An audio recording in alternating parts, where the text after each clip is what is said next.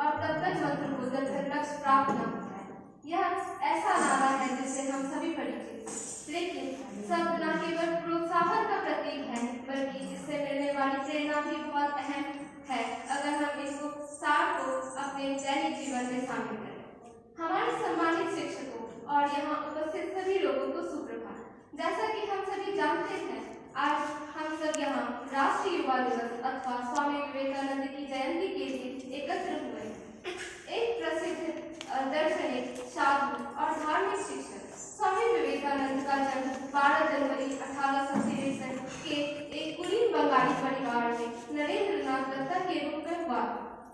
वह अनुकरणीय, शांत और धैर्य के लिए जाने जाने वाले युवा थे। समानांतर रूप से उन्होंने बचपन से ही आध्यात्मिक में रुचि ली।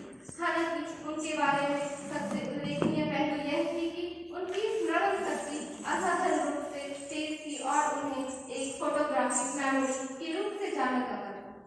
उनके पिता विश्वनाथ दत्ता, जो कलकत्ता उच्च न्यायालय में वकील थे, उनके अत्यंत तर्कसंगत स्वभाव, उनकी माता भुवनेश्वरी देवी के धार्मिक दृष्टिकोण के संगम ने स्वामी विवेकानंद की सोच को आकार दिया। स्वामी विवेकानंद वेदों, उपनिषदों और महाकाव्यों से लेकर पश्चिमी तर्कशास्त्र या दार्शनिक आदि तक कई विषयों के शौकीन पाठक थे। इसलिए यह कोई आश्चर्य की बात नहीं है कि वे प्रेसिडेंसी कॉलेज प्रवेश परीक्षा में प्रथम श्रेणी के अंक प्राप्त करने वाले एकमात्र छात्र थे। हार्वर्ड स्पेंसर के प्रेरित होकर उन्होंने उनकी पुस्तक एजुकेशन का बंगाली में अनुवाद किया। यह शिक्षा और एकेडमिक क्षेत्र में उनकी गहरी रुचि को दर्शाता है।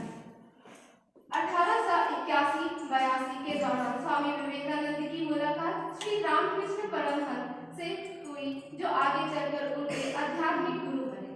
श्री रामकृष्ण के मृत्यु के बाद स्वामी विवेकानंद ने रामकृष्ण मठ की स्थापना की।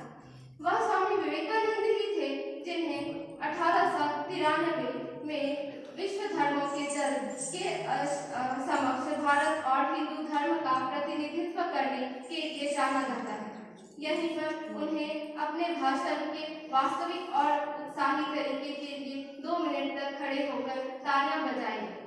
शायद यह इस दुनिया की त्रासदी है कि हम अक्सर सबसे असाधारण आत्माओं को बहुत जल्द ही खो देते हैं, और इसलिए स्वामी विवेकानंद केवल 29 वर्षों की आयु में अपने स्वर्ग निवास के लिए चले गए।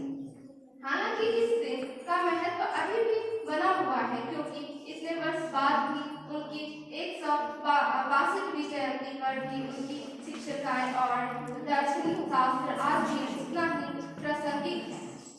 स्वामी विवेकानंद को भारत में युवा सशक्तिकरण का प्रतीक भी माना जाता है और इस दिन को उत्सव के माध्यम से हम उनका सम्मान करते हैं और उनकी विरासत को श्रद्धांजलि देते हैं। धन्यवाद।